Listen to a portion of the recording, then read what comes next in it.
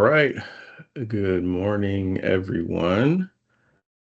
I'm excited to have our guest speaker join with us today. Someone I've known for 6 years at this point, Tanzie or Tanzalea Daniels.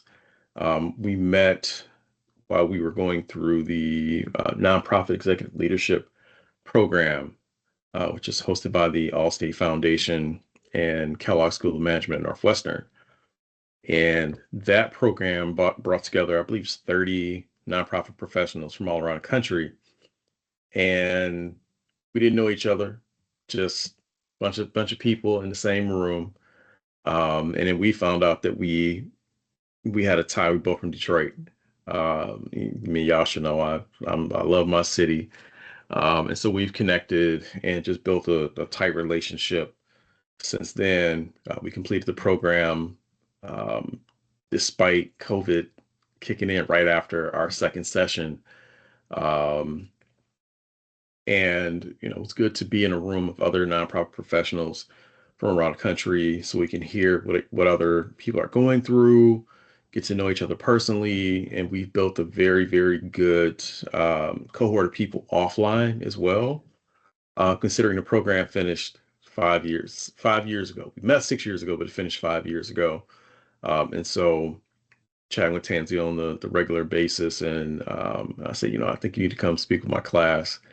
So we have some great speakers coming, and I'd love for them to get some practical knowledge on everything you're hearing, and talk about career paths and all that good stuff. So I will let Tanzie do a little bit of an introduction of herself, and then go right into it. As always, if you all have questions, please unmute, ask away. You all know the routine by now, so I will turn it over to Tanzie.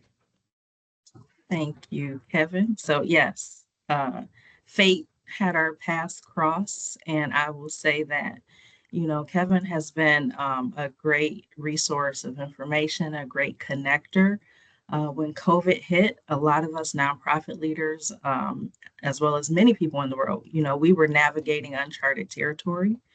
And so Kevin was the first one to say, hey, let's all hop on the Zoom. What are you guys doing? How are you able to support your client communities? How are you able to support the staff members in your organizations? And how do we get through this together? So there were times when, sometimes you don't always know exactly what to do, and just doing something is better than anything. And I think that has just been the catalyst for our relationship to evolve. And we have a great group of people. If we're going through anything in our professional lives or sometimes our personal lives, we can rely on one another to have a sounding board. Oftentimes, in the nonprofit space, there aren't if you have friends who don't work in nonprofits, they don't understand the uniqueness of the complexity of what you're facing on a day-to-day basis. And so I just will say he will be a great resource to you all as you matriculate through your studies. And I just thank you for the opportunity. So I will let you know, I have been having computer issues. I am going to, fingers crossed, not let my uh, computer get the best of me today. Um, so give me 1 second.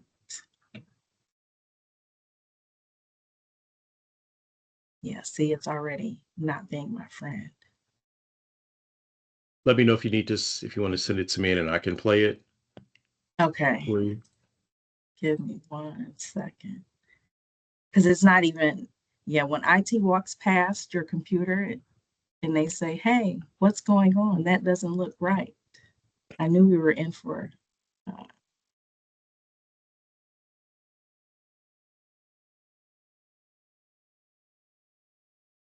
all right. I'm going to share my screen. Let's see. Here we go. Okay, so like Kevin said, my name is Tanzie Daniels, and I'm going to tell you a little bit about my journey in the nonprofit space. So How did I get here? It was not conventional, but I am thankful for where I am. I did not start in the nonprofit space. I started actually in the for profit world where I learned all of the ins and outs of finance and accounting. And that has been my background for the last, oh gosh, 20 plus years. We're going to talk about compassion, why fundraising is really everyone's job. You have to care about what you do. You must care about the client community that you serve and the people that you work with and making an impact every day. And I'm pretty sure that you all are already there because you're taking this class. You want to learn about connection and the power of relationships.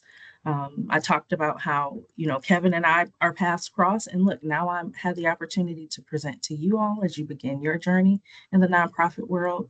And relationships can make or break you. I'm sure your parents might have told you this since you were a child. If your friend is going to do ABC, are you going to do ABC? You don't always want to follow the person who isn't doing the right thing. So the power of relationships is really essential to fundraising. And then cultivation, ways that you can support from financial to non-financial. Support comes in different ways from different people and sometimes when you least expect it. And then finally, some final tips and takeaways. So my journey. So I started off working for a global construction materials company called Lafarge. I spent over 10 years with this organization and I learned everything that I could about my field. So I'm a finance major, graduated from Butler University, and I started working at Lafarge fairly soon out of college. And I started in their payable department as a staff accountant. I stayed there for a couple years. I was there to stabilize the department as we were transitioning our department over to our shared services center in Toronto. So as the staff in my location were being eliminated and reduced, I had to take on those tasks and then train the team in Toronto as they took those over. I did that for about 2 years and then I decided, okay, that position was closed. What do I do next? There were a few lateral moves that I made in my career throughout the accounting function. It was very siloed, so you really became a master in one specific task. And I made a couple lateral moves from AP to fixed assets, where I'm capitalizing these trucks that you see here, the mixer trucks, as well as other equipment. Then moved on to general ledger, where it's a little bit more broad. And finally, I got into the finance side, which really started to fascinate me. It's less transactional and more relational in how things connect and interact and work with one another. I eventually worked as a finance analyst and then a finance manager, where we went through several rounds of mergers and divestments. And it was a really good opportunity for me to see just how all the spokes in the wheel make an object move. There were meetings with quality control, sales, production, um, credit teams, you name it. Anyone who was associated with making, testing, distributing, and selling a product were included in that meeting so that we can move our goals forward. After Lafarge, I went to my first nonprofit role with the Detroit Zoological Society. In this role, I served as the controller, and it was actually an excellent opportunity. I remember a lot of people in my for-profit world with Lafarge. They were a huge global, probably number one or number two in the world. And people were like, "You're crazy. Why are you going to nonprofit? There's no money. You're going to beg people for money. You're going to be out of a job. I would never do that." And honestly, it's been one of the most rewarding experiences of my life. At the Detroit Zoo, I got to, do cool things like do an ultrasound on a pregnant camel, or feed a baby otter, or look at a tiger right up close behind the scenes, of course, when they're in their cage. But it's just really magical to see these huge, beautiful, majestic creatures and how they really interact and how the habitats enhance their animal welfare. And you get to see a lot of teams in actions. There's vet staff, there's vet hospitals, there's maintenance crews, um, event staff to host events and welcome kids to come on school trips. So really a really unique organization that is like 5 businesses in one. And then I got to connect with the board and the community and see how do nonprofits really enrich the communities that we serve. After the Detroit Zoo, I relocated to Cleveland. I became the Director of Finance and Administrative Operations at the Legal Aid Society of Cleveland. So I was essentially the CFO and the COO. I took this role right before COVID. And so you can imagine some of the challenges that I experienced being new to the city, new to the role, a pretty big role, and we were not equipped to function remotely. We were heavily paper driven. Most people did not have laptop computers. So that was a hard, big adjustment that we had to go through as an organization. And it seemed like a lot during that time.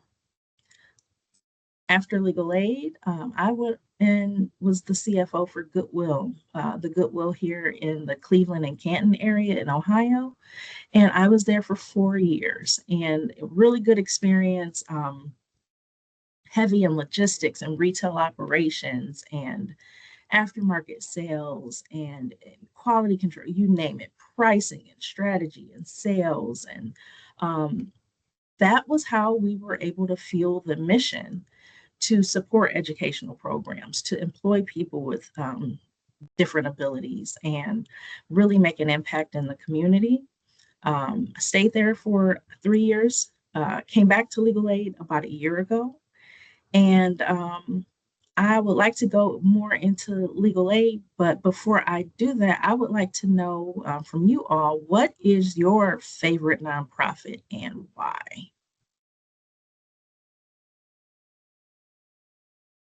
And you can come off mute. I can't, my screen isn't, I can't see you. So you can come off mute.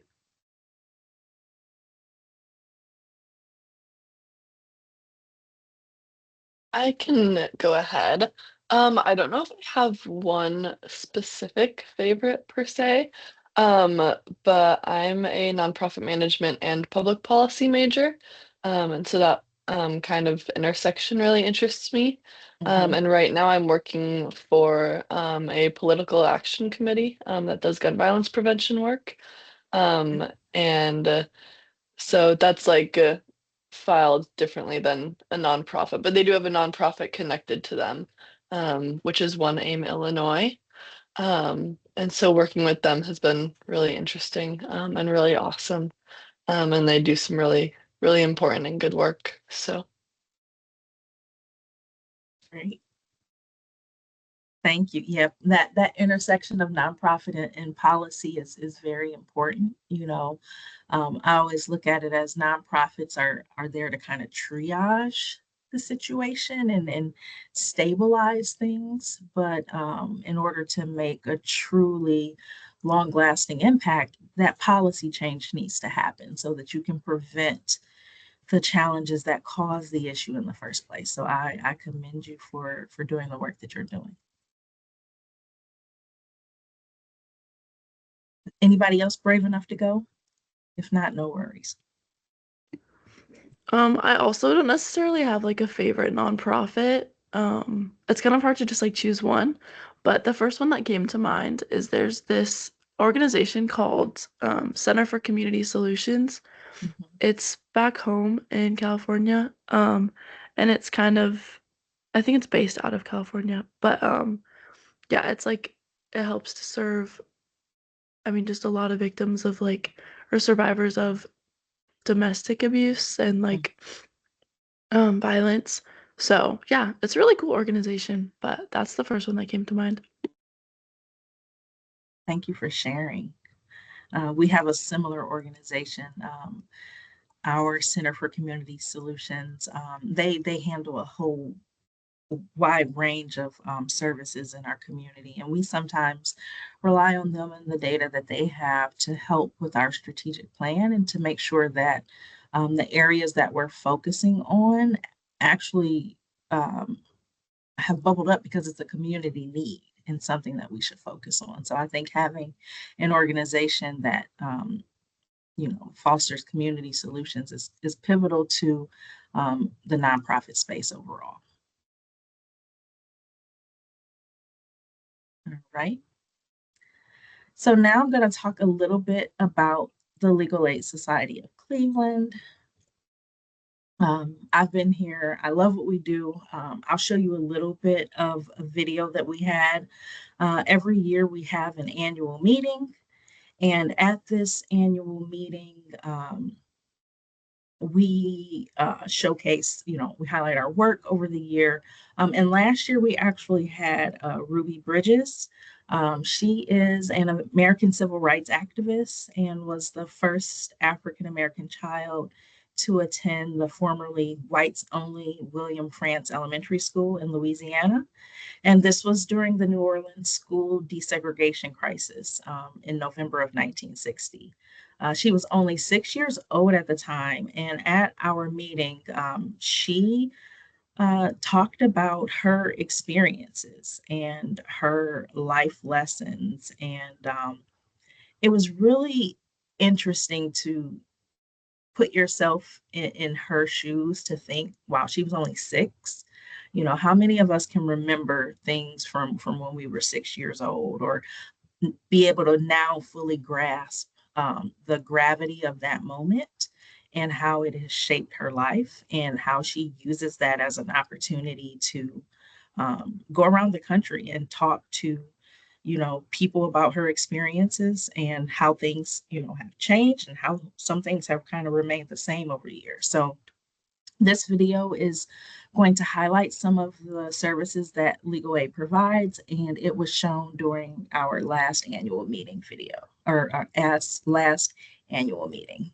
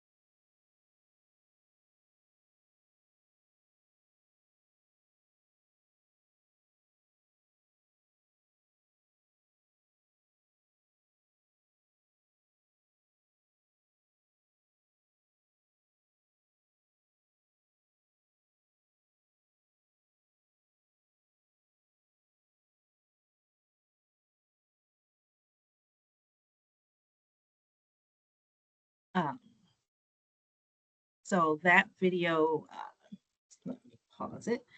That video shows some of the work that we do. We have 135 employees. About 70 of those are attorneys.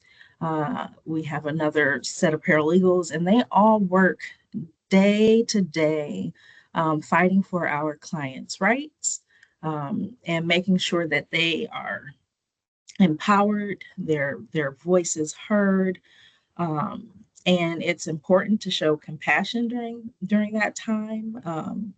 So I'll just pause and see if there are any questions about that video before I go to the next one, which goes a little bit deeper into one of the specific practice areas that we have at our firm, which focuses on housing.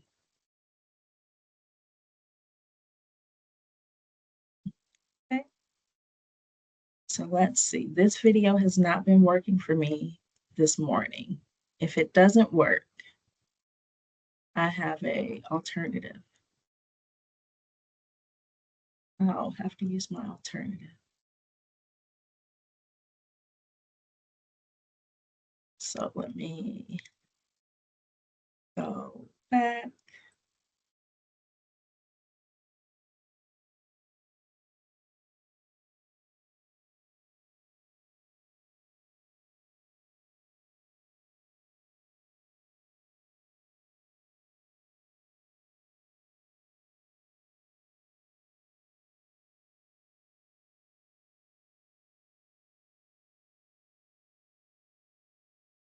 Can't hear Oh, you Tanzie. can't hear? So when you share screen, you have to hit that little box of share audio also. Let's see. Could you hear the other video? No. No, I thought it was just It a had visual. gotcha. Let me see.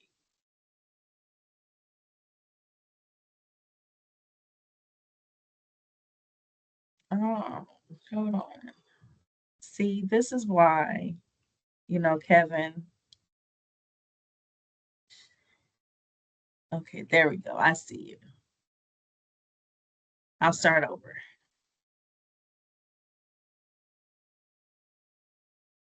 Can you hear now?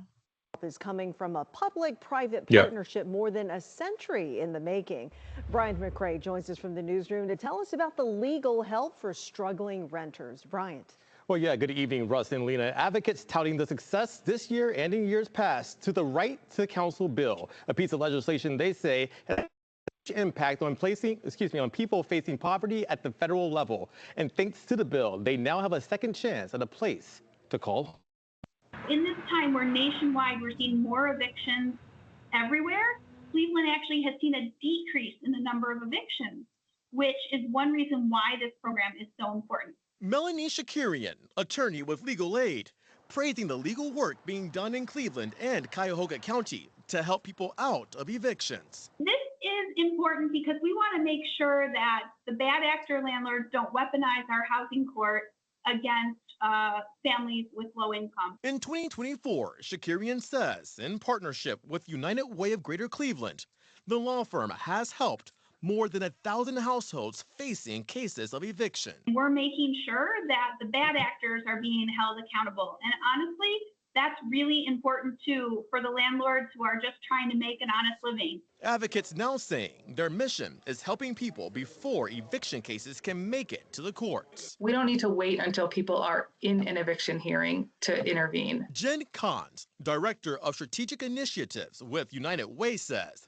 the organization is committed to advocating for households facing financial hardships. We've also been working with City Council on new legislation around tenant rights. How can we make sure that tenants have the resources to understand their rights, have access to mediation with landlords, have access to emergency resources well before we get to the point of facing eviction. For advocates, the 2024 numbers proving progress is being made. We're serving the right people, that we've hit the people, we've included in a lot of the folks that need representation and that they're using it.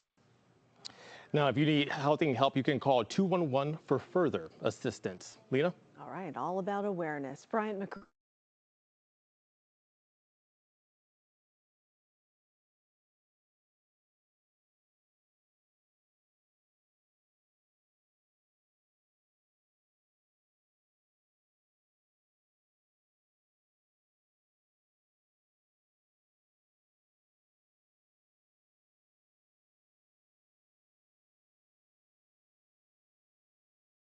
You're on mute, Tanzie.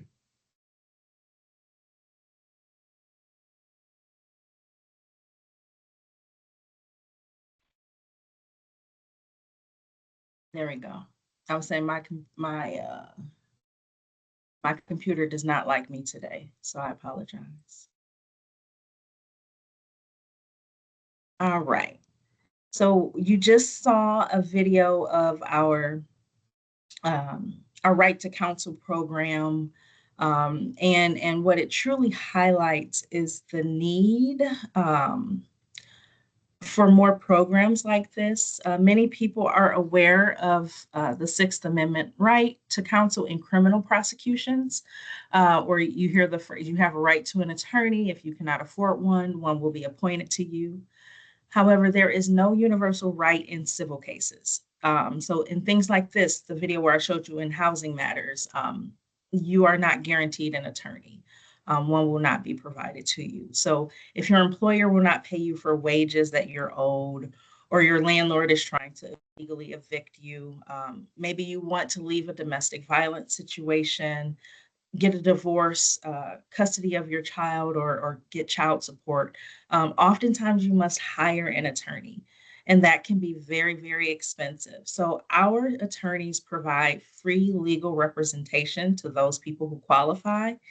And that video that you saw, it highlights just one of the areas that we focus on in our housing practice group. And this is the Right to Counsel program, which was the first of its kind in the country when it was rolled out as a public-private partnership.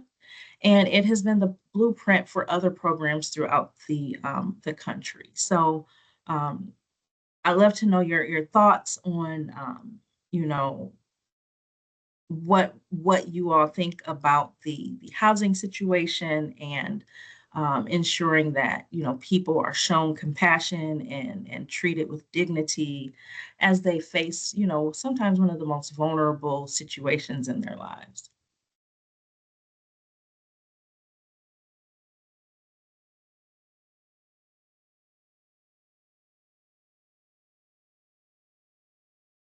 Um, so one thing that you might not know is that providing housing is a basic need.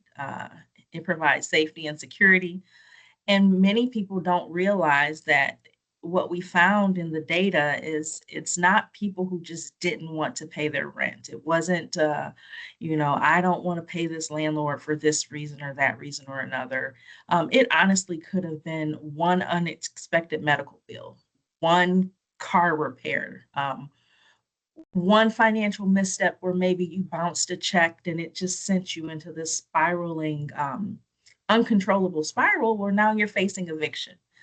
And if you're a family and you have children, think about, now they'll have to miss school.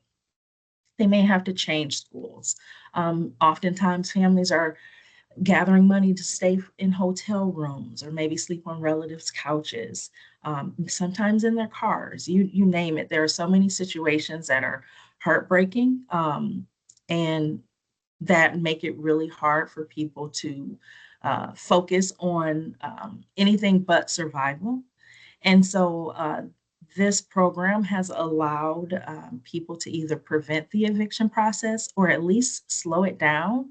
There are some partners who provided rental assistance, and that was able to dig that family out of that hole and get them the help that they needed in a loving, compassionate way, and to make sure that if they had to move, they can leave with some dignity and be able to make arrangements and take their belongings with them. So it's really important that these programs are in place. It doesn't necessarily mean that someone is staying in the home that they may need to leave, but if they do need to leave, they can leave with dignity. They can take their belongings with them.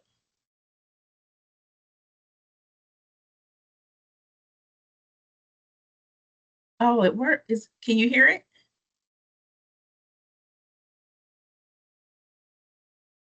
Nope. Mm-mm. Can't hear it. You can't hear it. All right, there we go. Try now. This is the video I wanted to show you. There we go.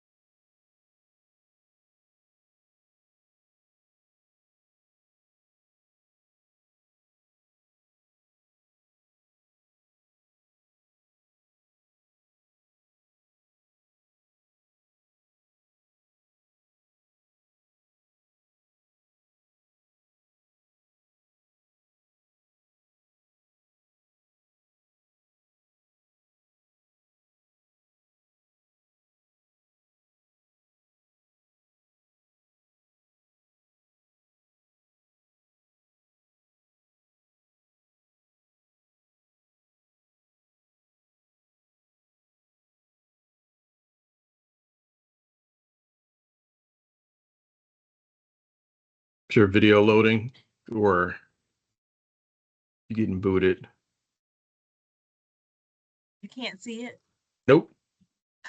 Okay, I give up. We It's just playing. see you plugging away over there. Really? Well, I'm glad you stopped me because I'm really into this video. I'll have to send it to you. I'll send you the link. It's playing on my end, but we'll skip it because it doesn't want to be my friend, but it's a really good video. They highlighted the fact that over 9,000 eviction cases came to the Cleveland Housing Court. This is pre-COVID. And what they noticed is that less than 1% of tenants were actually represented by attorneys in those cases, whereas landlords had representation about 75% of the time. So you can imagine the outcomes where it was more favorable for the landlords. They would win. It got to the point where tenants felt so defeated. Sometimes they wouldn't even show up because they knew that the outcomes were not in their favor. What this right to counsel legislation provided was an opportunity for tenants to say, no, you qualify for services and legal aid will represent you, so that you don't have to fight this alone. And so our attorneys from our housing department would go over the judge, if they knew that the person could meet the qualification standards, would say, okay, we're going to grant a continuance, or you need to talk to an attorney. Excuse me, the legal aid office is right here. Or sometimes we'd have an attorney right there waiting, because that's how frequently people were coming in and out trying to fight eviction cases. And so we have seen great success, prevented a lot of evictions, were able to ensure that people remained in their homes when they could. And if they, like I said, if they couldn't, they were able to take the time that they needed to find secure and stable housing in the meantime. So I think it's a great video. I will send it to you, Kevin, if you all are interested in watching later. Yeah, we can send it through as an announcement to the team. You said what? I'm sorry. We can send it through as an announcement. Okay. So let's see. So all of those stories that I was hoping you'd see were to show light some of the ways that you can use compassion.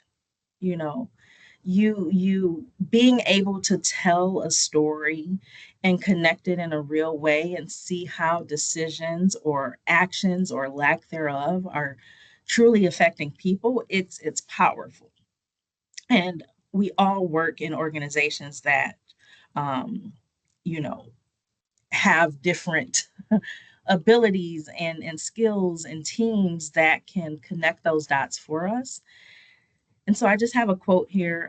Compassion is the greatest form of love humans have to offer. And I love this because, when people care and they're invested in your mission, they want to help. So regardless of where you are in the organization, what team you serve on, having compassion for the community that you serve helps people to care and be invested in your mission. And the videos that you didn't get to see, they show the work that we do here, but it shows compassion in action. And this is not just the role of the development team, but everyone plays a role in development and fundraising. And I'm sure you all know this, but here are some common development roles and responsibilities. You have your chief development officer, who usually leads the department and the strategy of the overall team, and the fundraising goals. Sometimes director of development. You have a grant writer. If you are receiving grants, you want to be able to tell those compelling stories to the grantors, and to be able to provide updates on how you are utilizing those dollars to fulfill that impact, fulfill the mission and create impact. Sometimes you have a major gifts officer. So these are the people who are typically going for the big ask. Oftentimes, I think most people associate development with someone like a major gifts officer or a chief development officer, where they're going out, they're meeting with the people, and they're making the big asks. But there are tons of people that are needed in the development department and outside of the department that make the organization successful. The annual fund manager, they typically have an annual goal.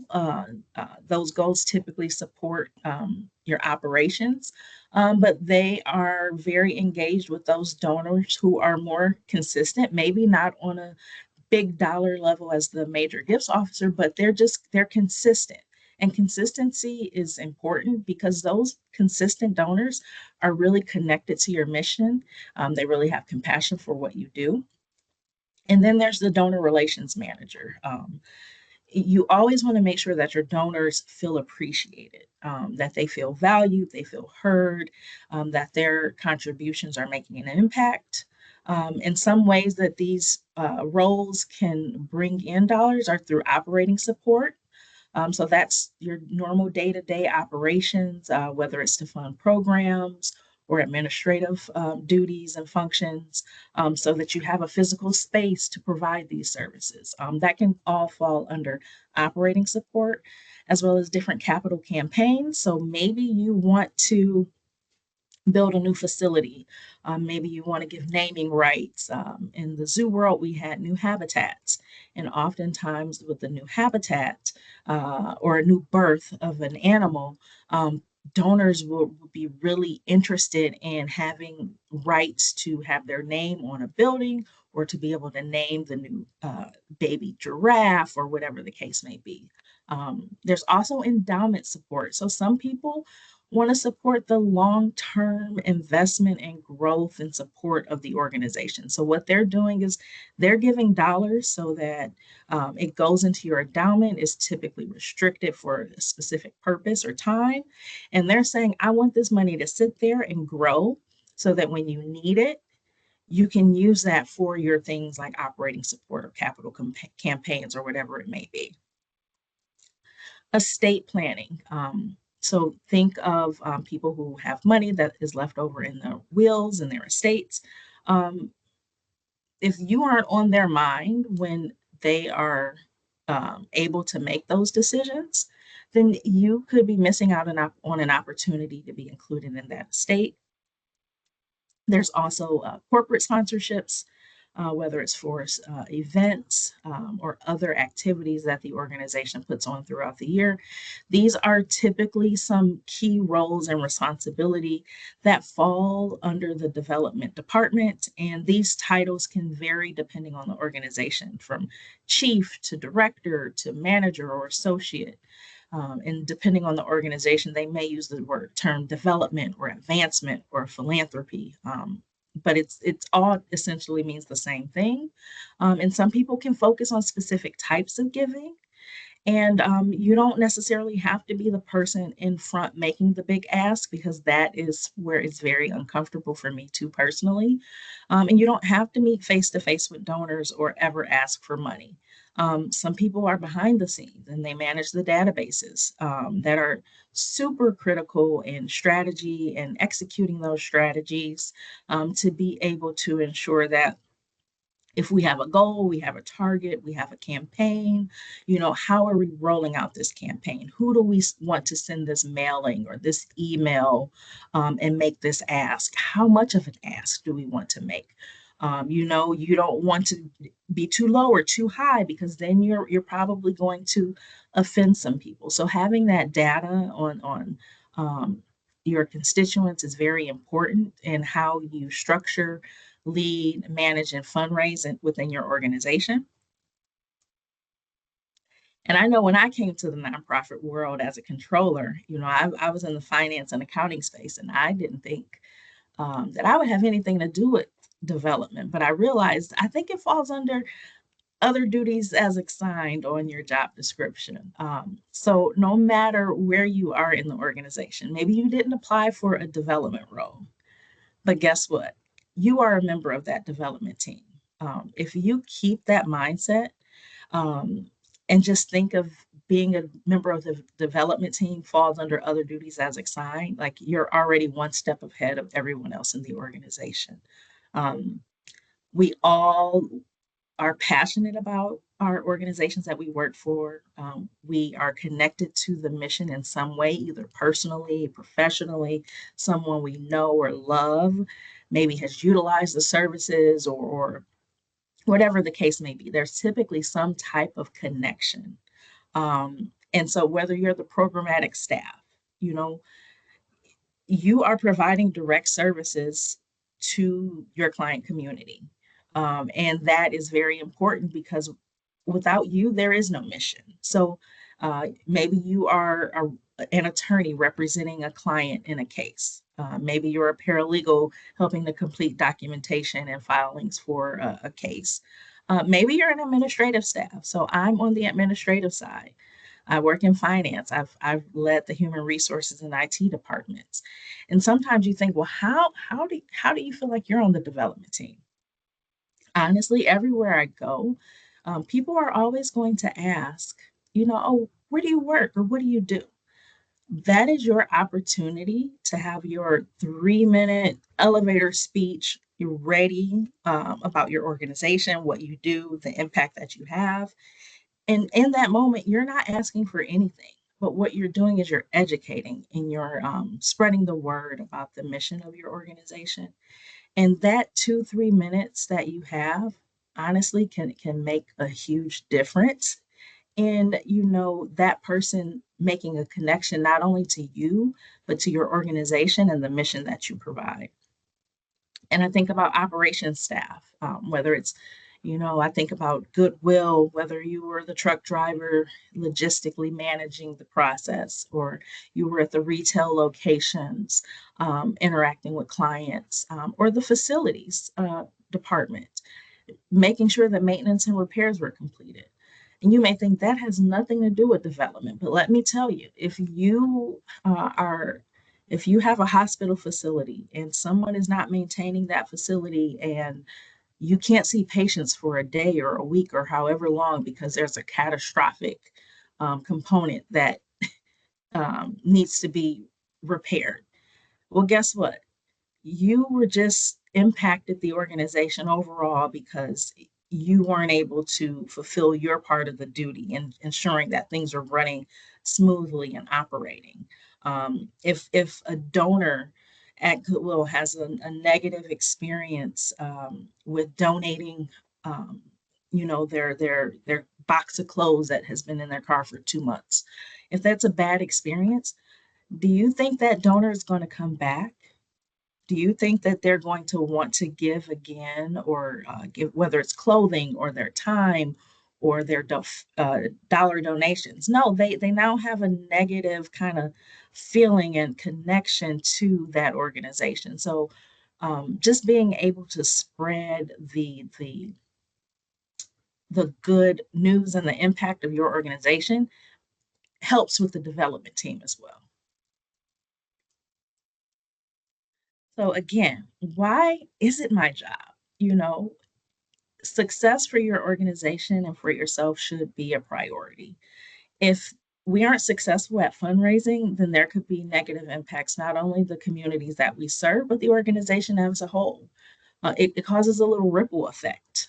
You have so many of those negative interactions, and then you start to think, I don't know if I want to support that organization. Maybe I can support another organization that, values me more.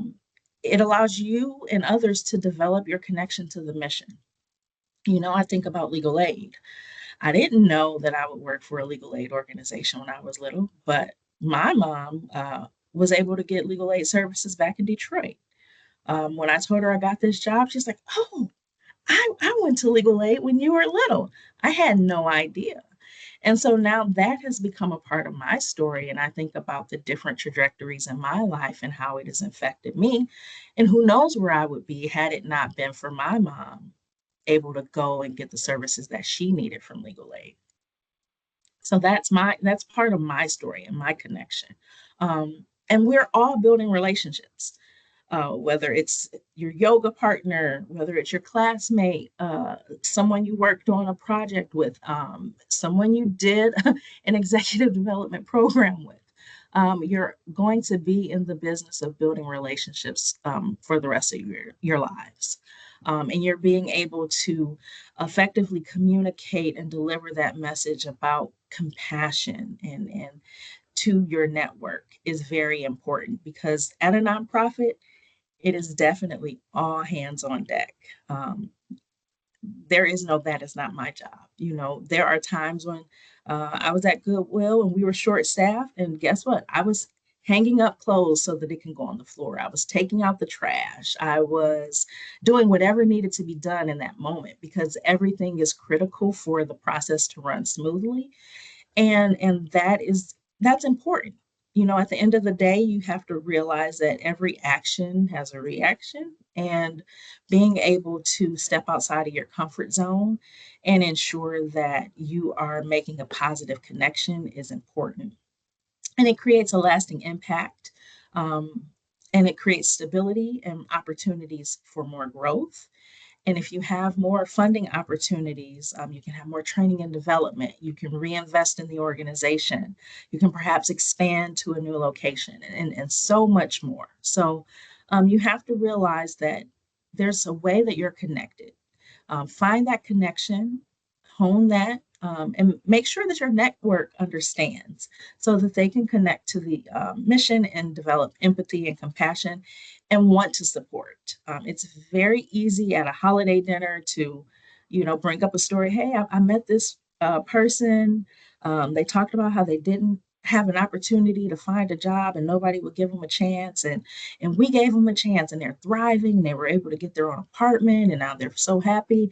Like, all of these little things are telling the story, and people will want to support. Perhaps there's a social event coming up, but there's always an audience, and you have to be ready to tailor your message to that audience and just have your elevator speech ready. We all have time, talent, a network, and a voice. So make sure you utilize them, and connect that compassion for what you're doing. And it really shows you the power of connection. We often think there needs to be a grand gesture or a huge investment to make impact. And honestly, in my experience, some of the largest gifts I have seen came from people who we didn't even know. They were not in our database. They had never either financially supported or financially supported in what people consider a significant way. But guess what? They felt connected to the organization in such a way that they were included in their will. I've seen $1 million request from a retired school teacher who never gave before. I've seen the occasional $20 a year donor leaving their life savings as an unrestricted gift. So you never know who is watching or where someone will end up in life.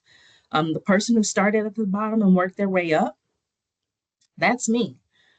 You never know where people will end up. So it's not only the right thing to do to treat people well, but realize that it can truly have a lasting impact on your organization.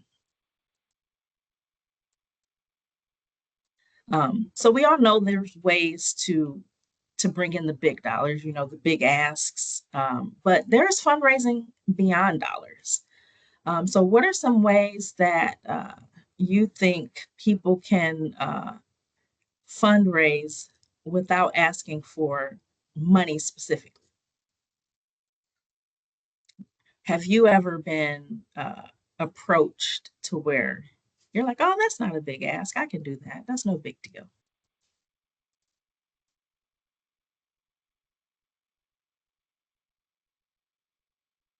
So I'll tell you if you can't think of any. How about, have you ever attended an event?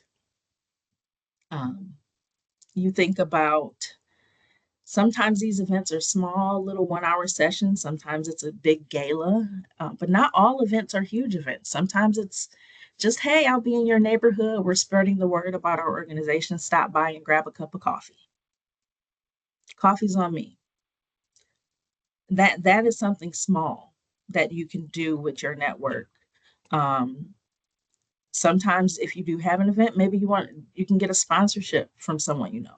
Oh my gosh, we can put your name. You want to promote your new business? We'll put your logo and website on our event page. You can sponsor. You can buy a table. Maybe you only want to buy one ticket. There are very low barriers to entry so that people don't feel obligated to where they're giving a lot. They don't feel like they're giving a lot of their time or a lot of their money.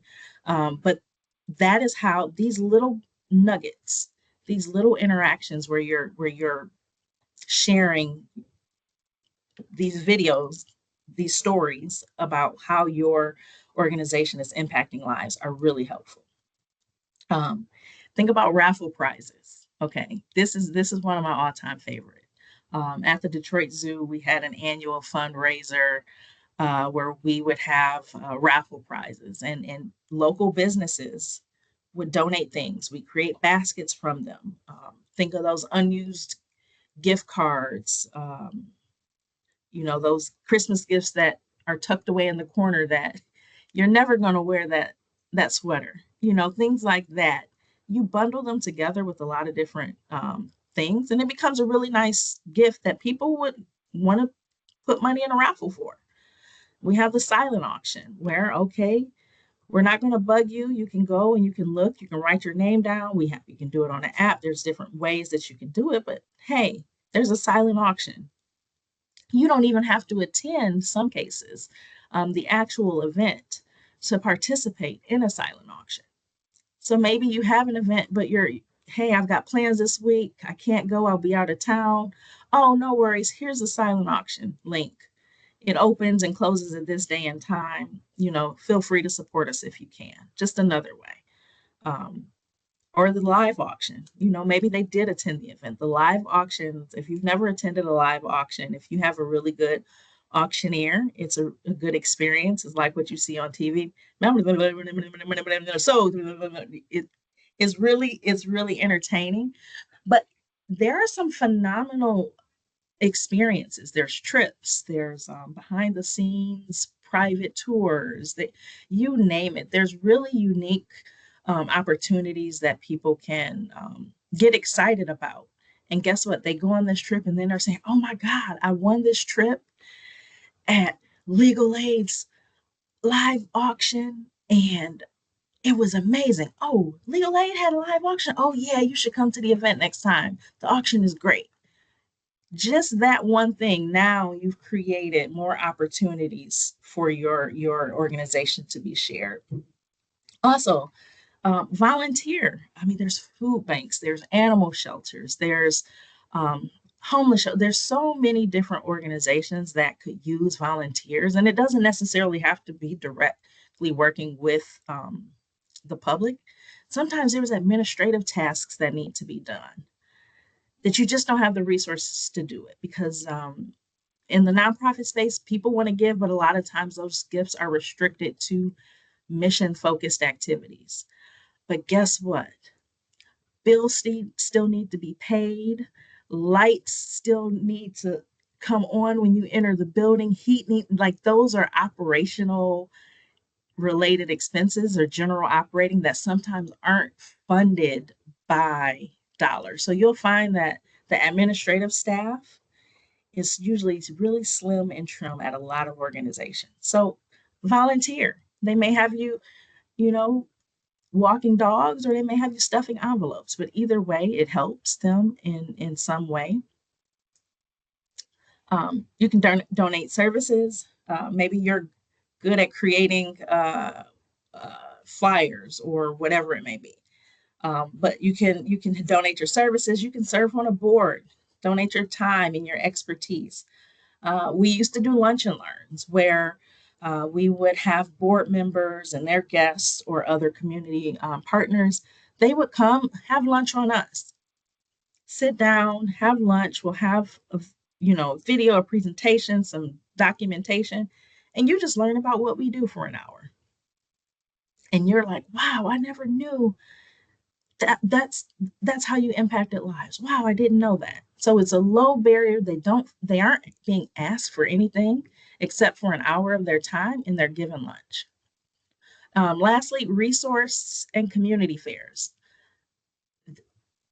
This has been probably one of the biggest things that we didn't anticipate. We attend a lot of fairs. And I think one mistake that some organizations make is they try to be everything to everyone. And then you have, mission creep, and you don't have enough people to really do things well. Well, guess what? If you partner with an organization that is doing one thing well and you're doing something else very well, you do a resource fair together, and your client communities typically overlap.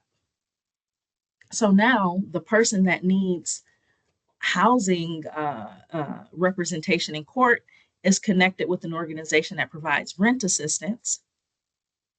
And guess what? We just stabilized the family.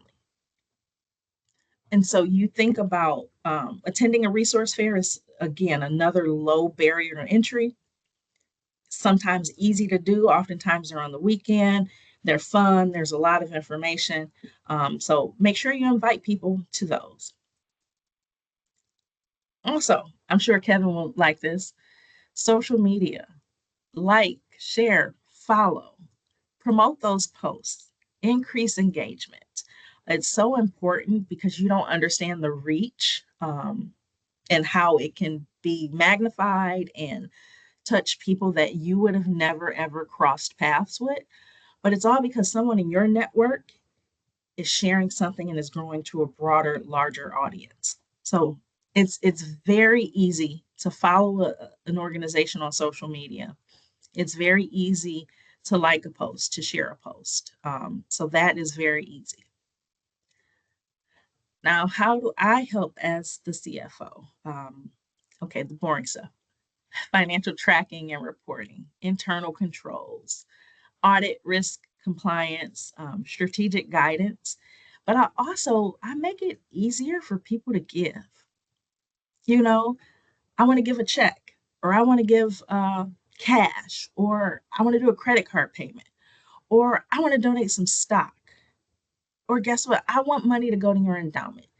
Having that information readily available for the development team so that regardless of the way that people want to give, that information is readily available to them helps. And donors want to be comfortable knowing that the money is going where it's supposed to go and that we're being good stewards of the funds. And if for some reason the development team does not receive an immediate notification because maybe they gave stock or maybe they gave money to the endowment, I make sure that I communicate with those teams when those gifts are received so that donors can be acknowledged timely. So we always said no margin, no mission. I also, with financial tracking, I reduce expenses. So while I don't necessarily bring in money, I look at ways that we can save money too. So when I was at Goodwill, I reduced our trash expenses by 20%. I started by negotiating a lower rate with our trash hauler, and I switched our pickups. We were on auto pickups to where they would come, say, twice a week, whether we needed it or not. And you get charged per haul as well as the weight of the trash. And so I said, hey, how about we call you when we need to pick up?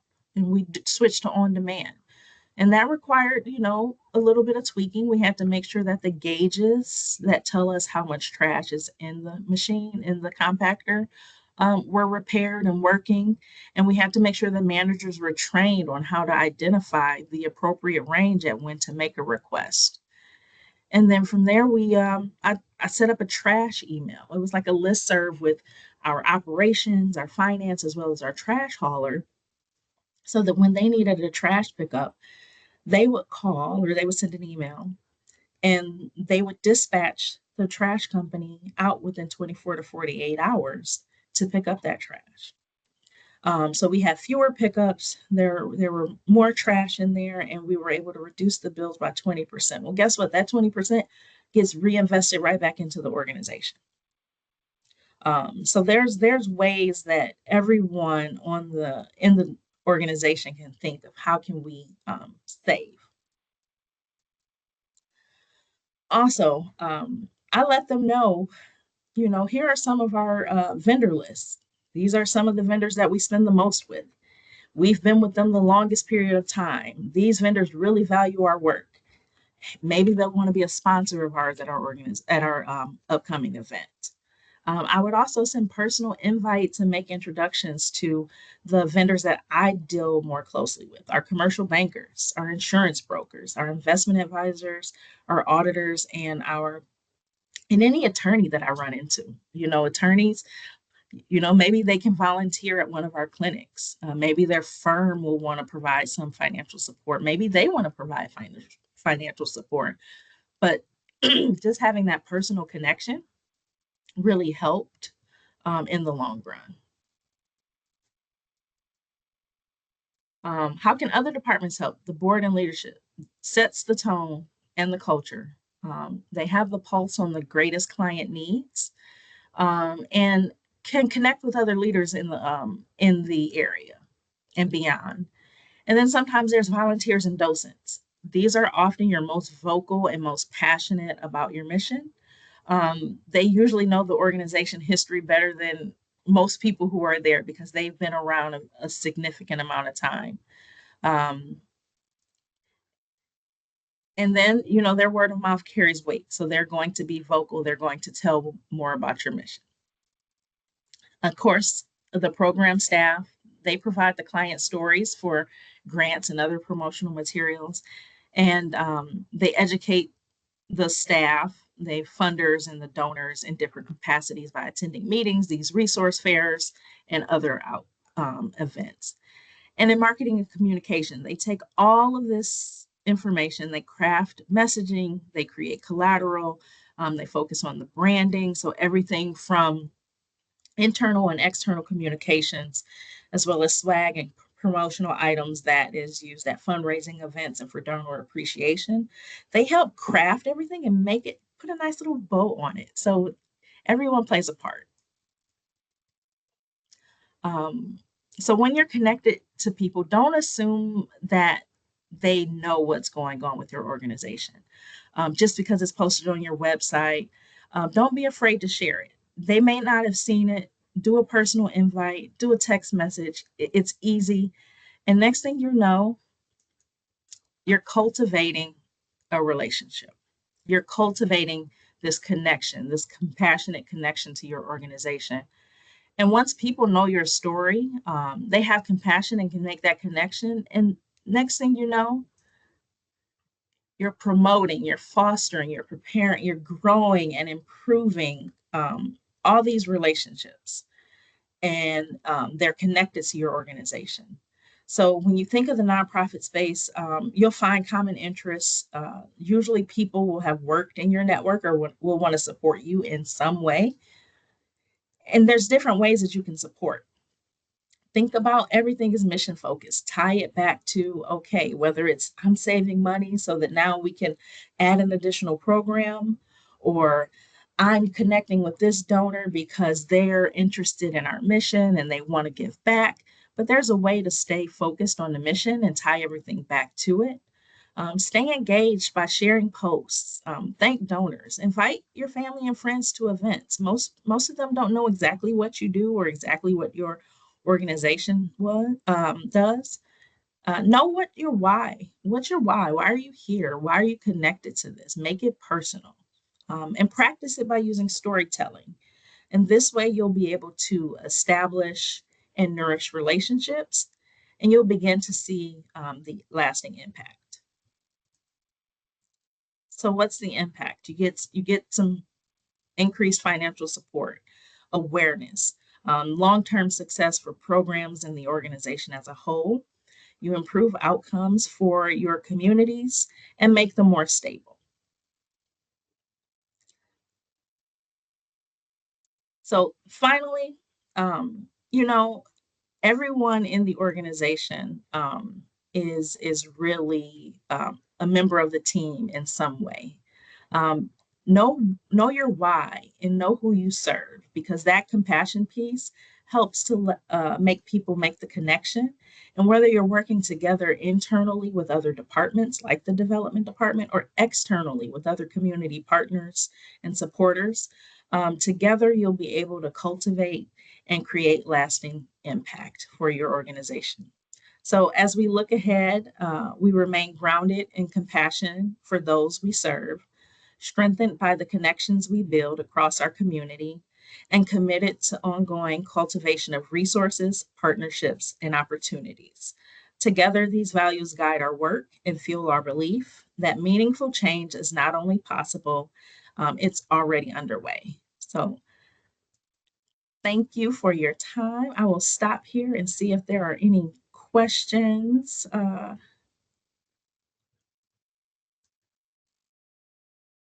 have a very engaged group. It's about 7, 8 minutes left. I'm sure there's some questions that are here. So please unmute and ask away.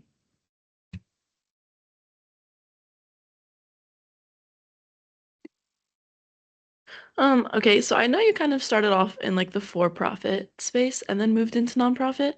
You might have also already touched on this during your presentation, but I'm just curious, like, what were the major differences you noticed between working in the for-profit and nonprofit? Which do you prefer and why? Ooh, that's a great question. So yes, I started in for-profit. I liked that you're granted a little bit more grace. You are allowed to take more risks. You're allowed to fail.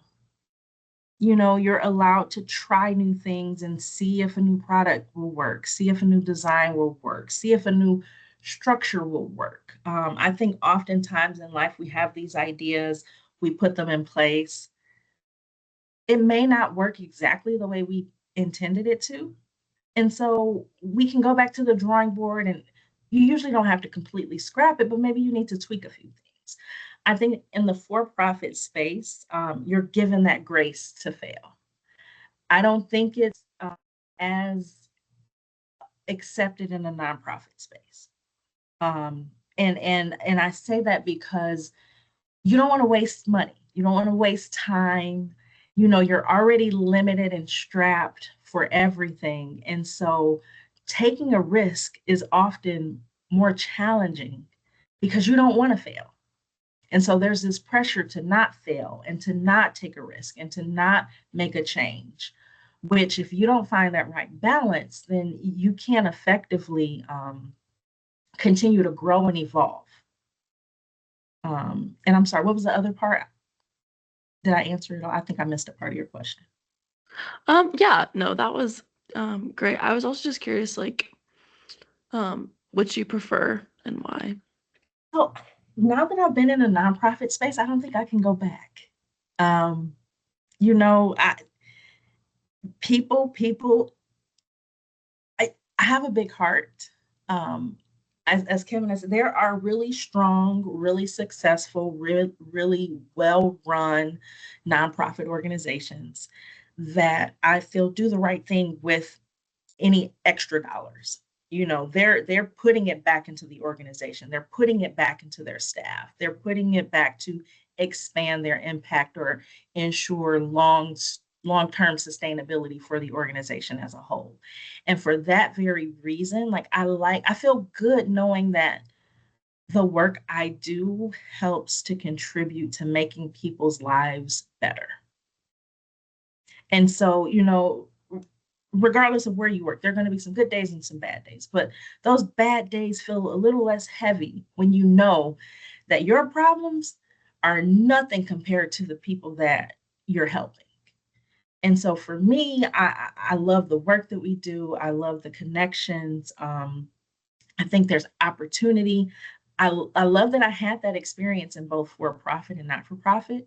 It gave me a different perspective.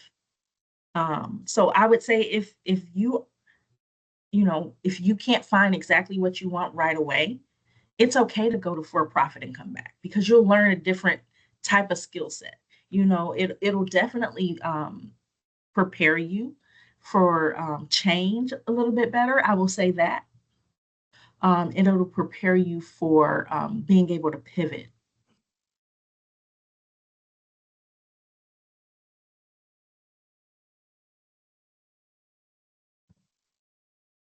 Any other questions? Nobody wanted to talk about the pregnant camel?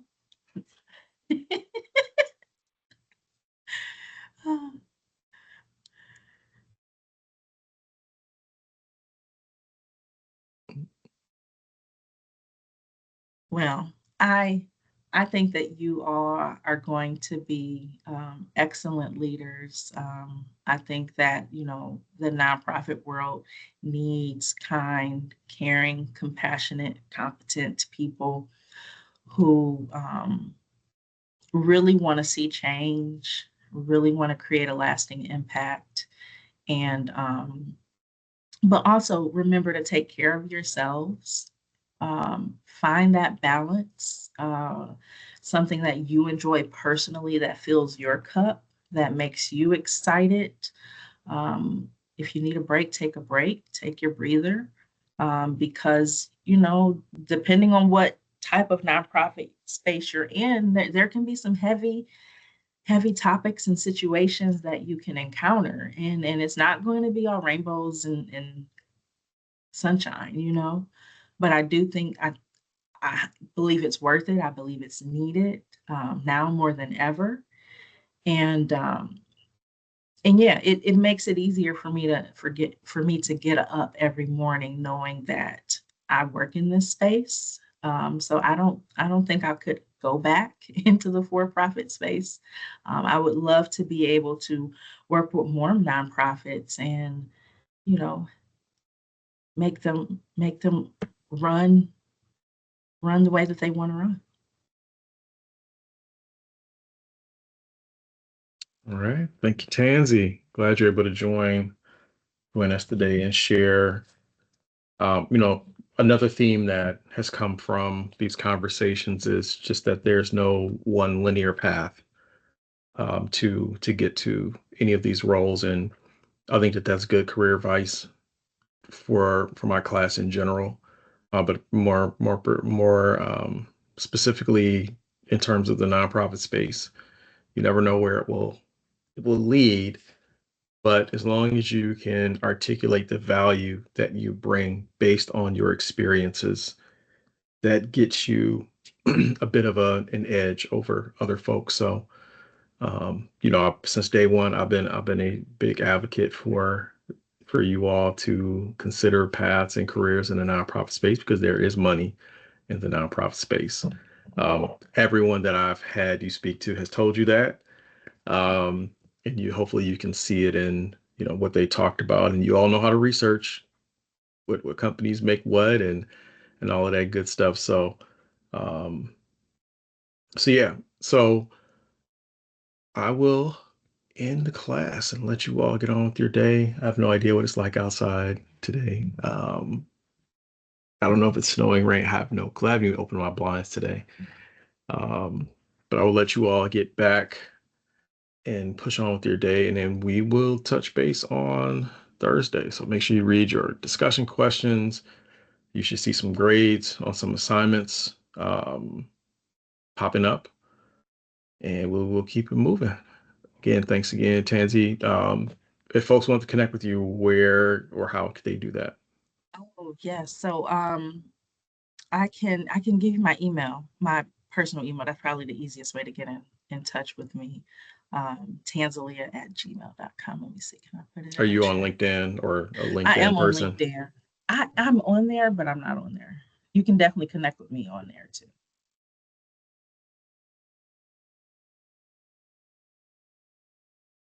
Email in the chat. But I'll be, happy.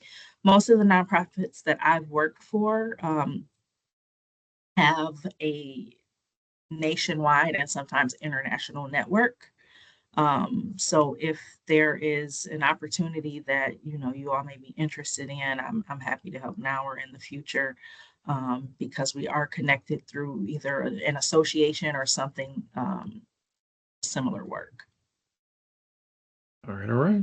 My All my right. last my last bit of advice is whenever somebody shares their contact information with you, please use it. Use it. Build those relationships. You don't eat the same day you plant. It takes a little time. So just like it takes 18 months to land a major gift, it takes a while to make these connections. So all right, good class. I will chat with you later. And Tanzie, thank you again. Thank you. Have a good one. Thanks. Have a good one.